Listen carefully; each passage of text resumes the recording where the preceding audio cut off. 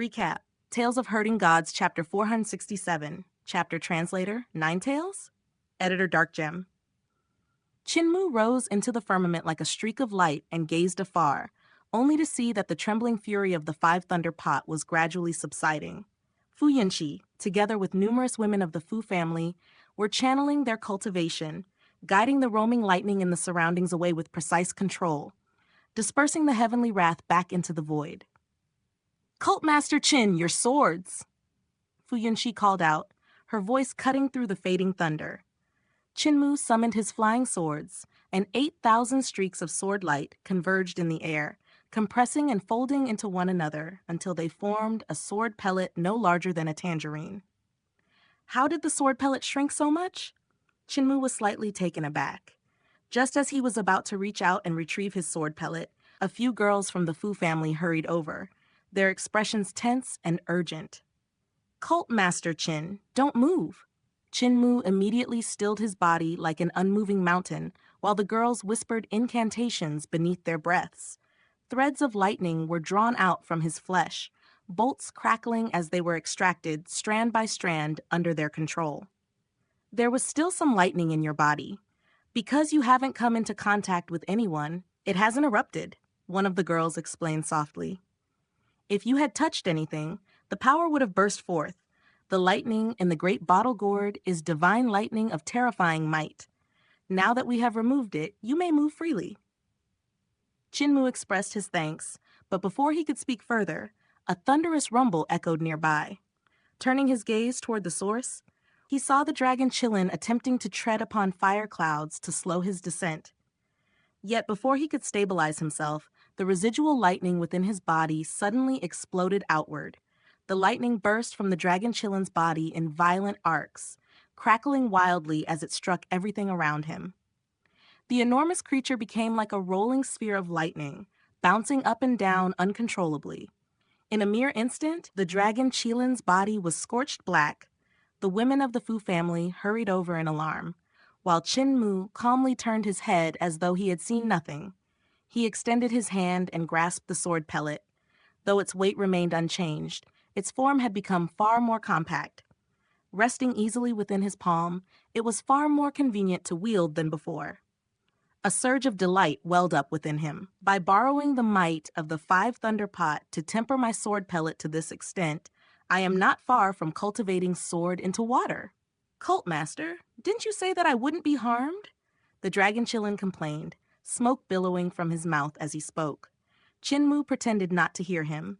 He returned the Five Thunder Pot to the True Dragon's nest, then immediately dashed toward True Heaven Palace. "Cult Master!"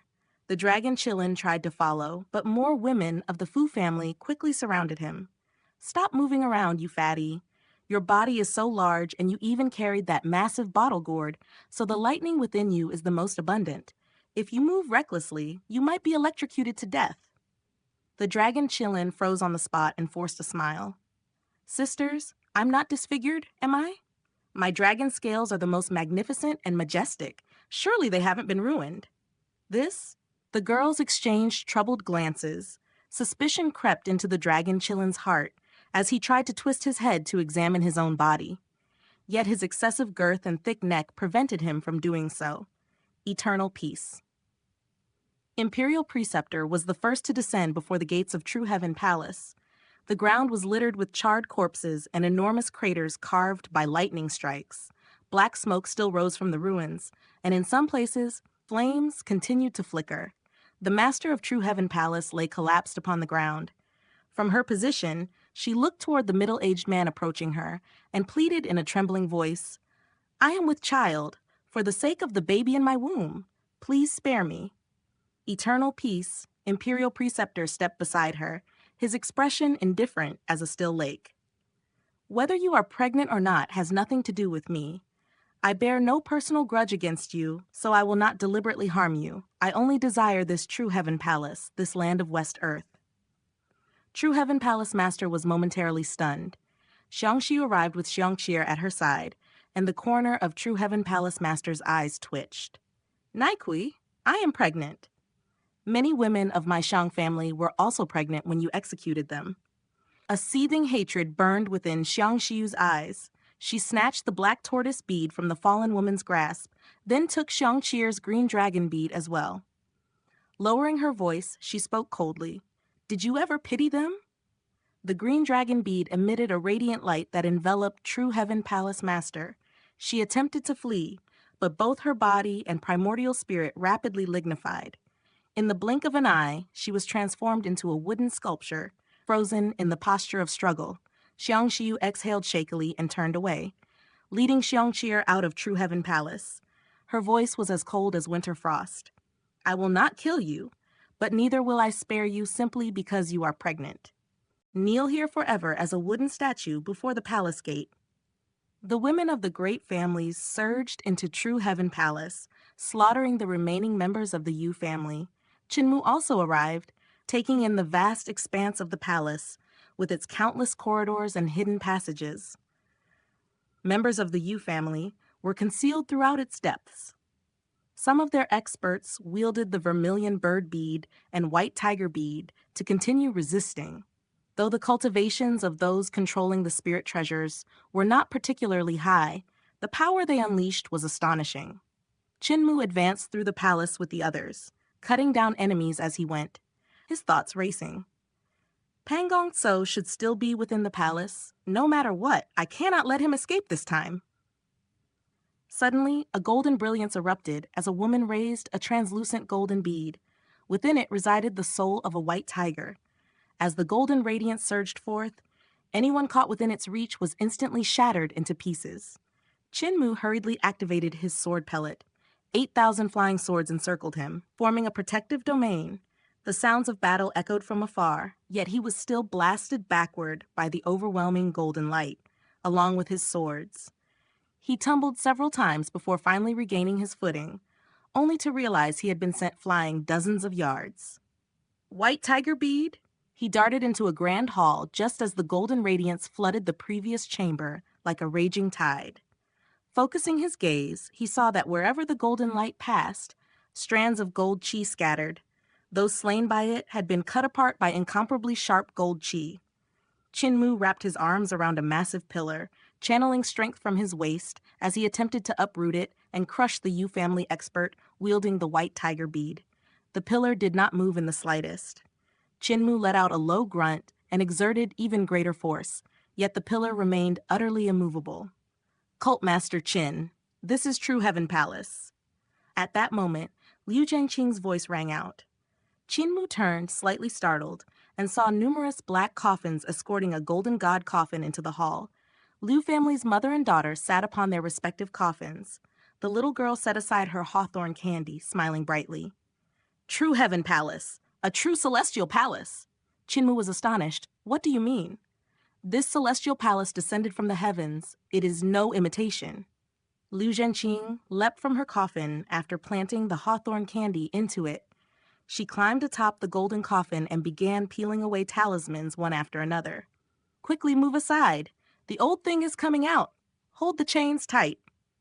As her voice fell, the golden coffin burst open. A godly aura surged forth, accompanied by a heart-shaking roar. A towering, majestic figure lunged toward the golden radiance. Boom! A thunderous explosion erupted from the rear of the palace, followed by the unmistakable sound of chewing. Liu Zhenqing's face turned pale with tension as she shouted to her clansmen, "Pull the chains back! Quickly, drag that old thing back! Don't panic. The white tiger bead is in its mouth. It will suppress it. Faster! Faster!" Chains clattered loudly as the experts of the Liu family strained with all their might, pulling the chains connected to the black coffins. Moments later, a tall and robust god's corpse was dragged back. It struggled fiercely, attempting to break free. Liu Zhenqing and Liu Ruyin rushed forward, exerting all their strength to haul the corpse back into the coffin. Liu Zhenqing climbed onto the corpse's head and began pounding its nose with her tiny fists, shouting, "Spit it out! Hurry, spit it out!" The corpse's cheeks were swollen, clearly concealing something within. The god's corpse glared at the bold little girl with a ferocious expression, as though it wished to devour her whole. Yet its limbs were bound by chains, rendering it unable to move. Within its mouth was the white tiger bead, swallowed together with the expert of True Heaven Palace who had held it. But after ingesting it, the corpse discovered its terrifying nature. The bead did not descend into its stomach. Instead, it nearly assimilated the corpse itself. Liu Zhenqing continued striking its nose until it bled profusely. Finally, unable to endure further, the corpse opened its mouth, expelling the white tiger bead along with a burst of corpse poison toward her. Bang! The coffin slammed shut. Liu Zhenqing swiftly pasted sealing talismans back onto it before picking up the white tiger bead from the ground. Her face lit up with joy as she leapt back onto her small coffin, retrieving her hawthorn candy for another lick. She grinned at Qin Mu. "Brother Qin, we're leaving. Come find us at God Burial Valley to play when you're free." Qin Mu laughed heartily and waved in farewell. "Let's go." The coffin flipped over with a loud bang, enclosing the little girl within, yet her voice still echoed from inside, brimming with pride. "No more fighting. Return to God Burial Valley. Our Liu family is not here to challenge the authority of True Heaven Palace. With the White Tiger Bead, our God Burial Valley can also become a sacred ground of West Earth." Numerous black coffins escorted the golden coffin as they withdrew from True Heaven Palace. Little sister Liu Zhenqing is truly extraordinary. She may indeed establish a corpse sacred ground. Qin Mu continued deeper into the palace, musing to himself. However, I shouldn't call her little sister. Her age is likely comparable to her mother, Liu Ruyan. They should both be 400 to 500 years old. In the depths of True Heaven Palace, another spirit treasure radiated overwhelming power. The vermilion bird bead unleashed true fire that incinerated everything in its path. Only the palace structures themselves remained unscathed. Experts from the great families surged toward the source of the vermilion bird bead's power, clearly intending to seize it before Xiang Xiu and her daughter could. So it is Cult Master Qin. From another grand hall, Eternal Peace Imperial Preceptor emerged, a rare smile gracing his face. He nodded in acknowledgement. Qin Mu stepped forward, confusion in his expression. "Imperial Preceptor, with your abilities, seizing the 3 great spirit beads would be effortless, yet you show no interest in the treasures of True Heaven Palace. What is it that you seek?" "The history." Eternal Peace Imperial Preceptor walked calmly toward another palace. "The treasures of True Heaven Palace belong to West Earth, and I will not contend for them. Though such treasures are tempting, the true wealth lies in the history of this place. Cult Master Qin, there is no need to struggle for power over these objects. Come with me and witness the history of True Heaven Palace." His meaning was clear. He wished for Qin Mu to follow. Imperial Preceptor's vision is truly extraordinary. If I were greedy for these treasures, would you not look down upon me? Qin Mu replied. He followed Eternal Peace Imperial Preceptor into the next palace. The halls of True Heaven Palace were vast and majestic. Though fierce battles raged above, with divine arts and spirit weapons clashing in the skies, the ground level remained perfectly intact. Dao Sect, Great Thunderclap Monastery, Little Jade Capital, all were defeated. Yet even they preserved their histories. How could the victor fail to immortalize their triumph? Eternal Peace Imperial Preceptor entered a hall where numerous Yu family disciples were hiding. They attacked immediately, but with a mere wave of his hand, their overwhelming power became meaningless. They were flung against the walls, unable to move. I have seen the histories recorded by Dao Sect, Little Jade Capital, and Great Thunderclap Monastery. Now, I wish to see the history written by the victor. He waved his hand again, and the women of the Yu family pinned to the walls were forced aside, revealing the murals behind them. Qin Mu examined the murals. In one painting, a god descended from the heavens upon a cluster of palaces. The figure bore a resemblance to Ba Gu. In the second painting, Ba Gu faced a female god of equal standing, a rival to him. She is the founder of True Heaven Palace, True Heaven Old Mother, Eternal Peace Imperial Preceptor said thoughtfully. Since she could stand on equal footing with Ba Gu, she should not have been slain by a single strike from me. Something is amiss. Qin Mu was startled, recalling the wooden god statue he had once seen in the desert. Its visage bore a striking resemblance to True Heaven Old Mother. He turned to the next mural.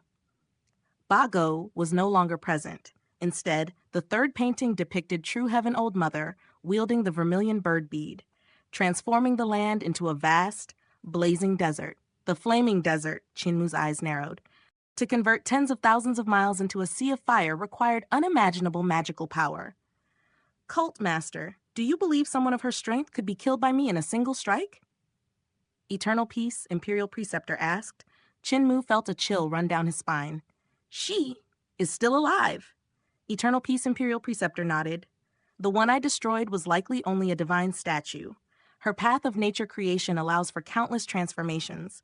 She can awaken mountains and rivers into living beings. Creating a false body would be trivial. Could she still be somewhere nearby? Translator, Ninetales. Editor, Dark Gem. A strange chill crept into Chinmu's heart, as though unseen eyes lingered in the shadows. If True Heaven Old Mother was truly still concealed within True Heaven Palace, then she was lurking beneath the blazing light itself, hidden while they stood exposed. Should she choose to strike from the dark, who among them could withstand her blade?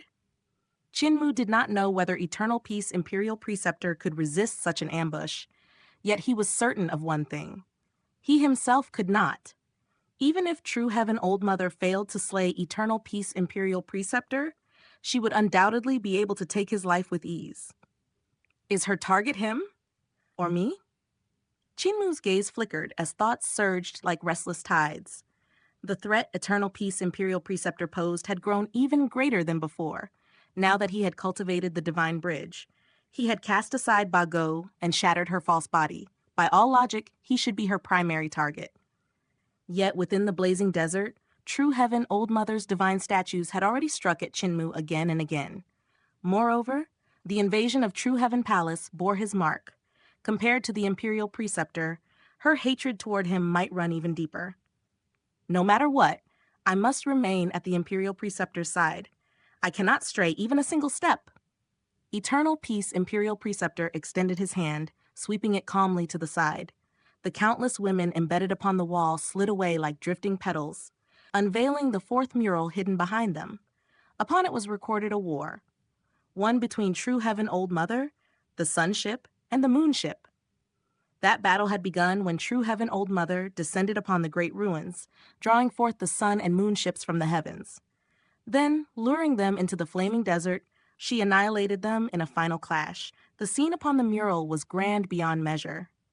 Vast land ships bore the blazing suns and cold moons through the skies.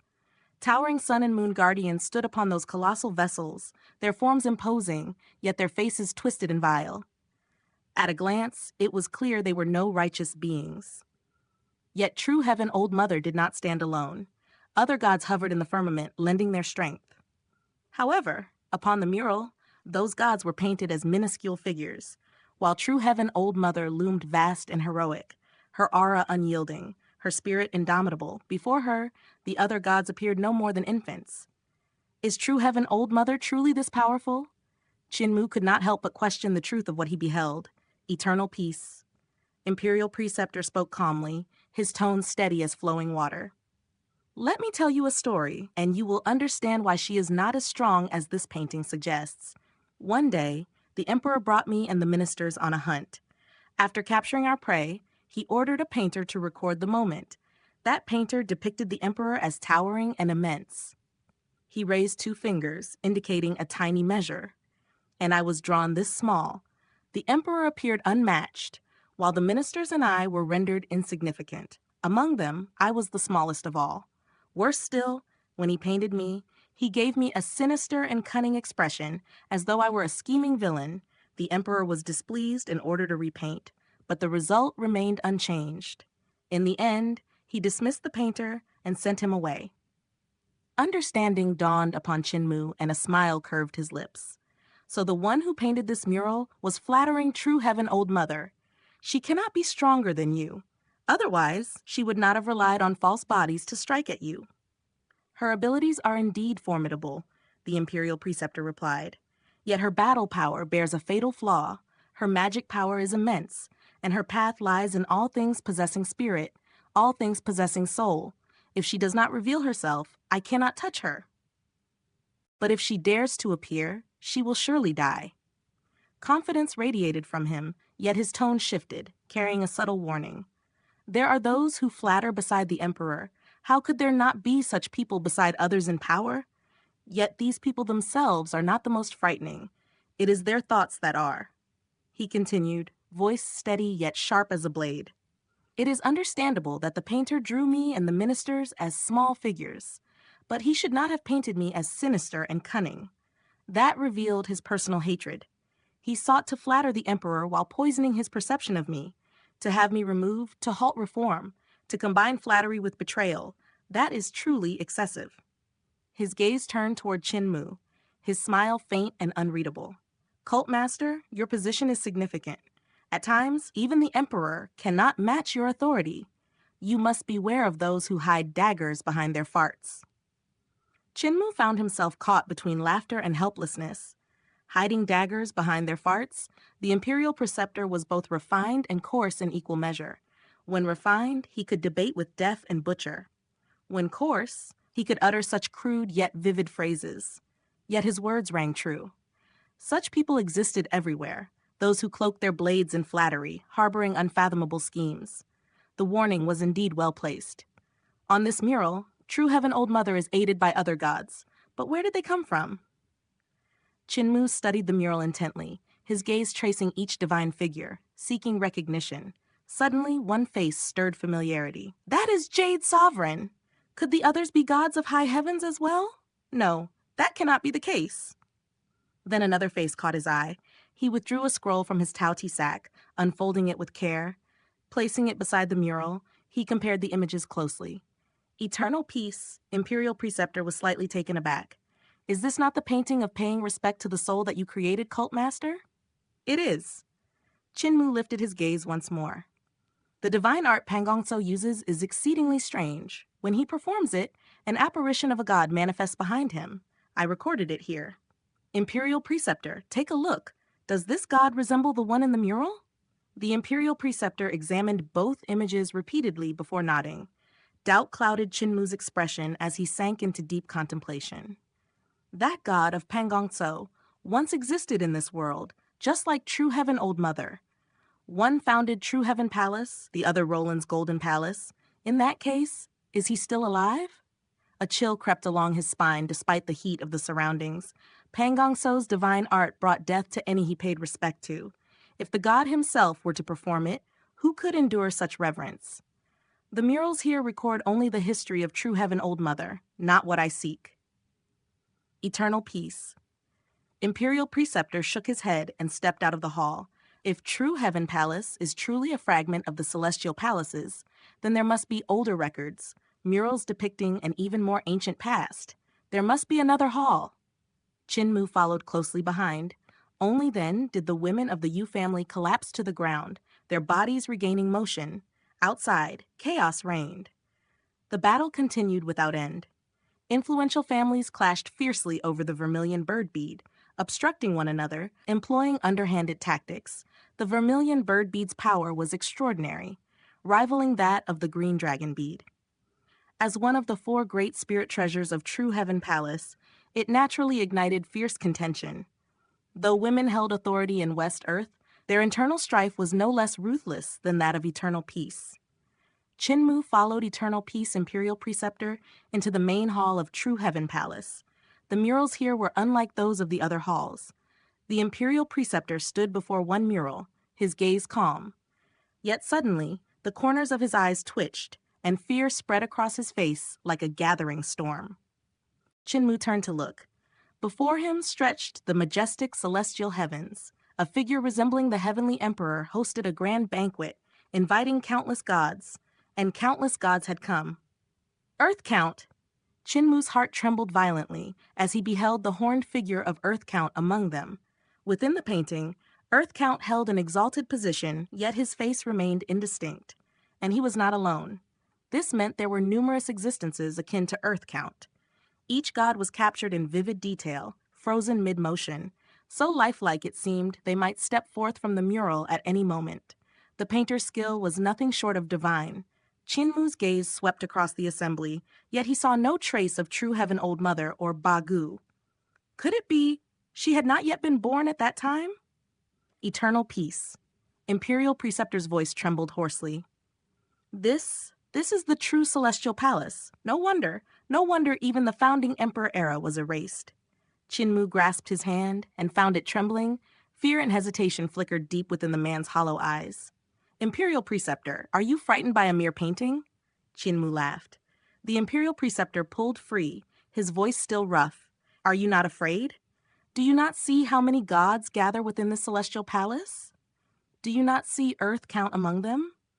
Do you not understand that the destruction of the founding emperor era may have been caused by these very gods?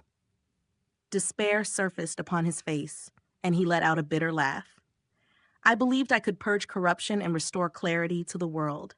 I wished to awaken the people, to shatter the gods within temples and within their hearts so they might dare to challenge the heavens.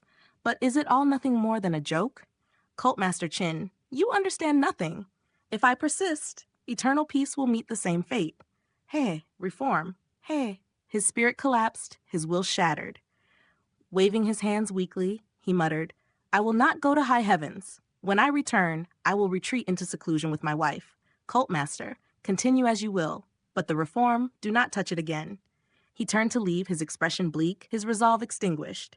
Heavenly King, you asked whether I understand. Let me answer you. Eternal Peace Imperial Preceptor halted. I understand. Chin-Mu's smile shone brighter than ever. I am more deeply entangled than you. The founding emperor bore the surname Qin, and the orphan of that fallen empire stands before you. The Imperial Preceptor trembled violently as he turned. You. Chin-Mu revealed a radiant grin, his white teeth gleaming. My name may be false, but my surname is not. The Qin of the founding emperor is my Qin. If I am not afraid, why should you be? Heavenly King, I have an idea. Help me grind the ink. The Imperial Preceptor remained stunned, unable to comprehend. Chin-Mu took out his brush and tossed him the inkstone. With keen interest, he studied the mural that had shaken the Imperial Preceptor to his core. Soon, his eyes lit up. He had found the key. Is the ink ready? He asked with a smile. Still dazed, the Imperial Preceptor barely caught the inkstone. Chin-Mu chuckled. Heavenly King, this is unlike you. Where's the saint who appears once every 500 years? Drawing a deep breath, the Imperial Preceptor cast aside his turmoil and focused on grinding ink. Chin-Mu dipped his brush into the ink, then swiftly added a few strokes at the bottom right of the mural.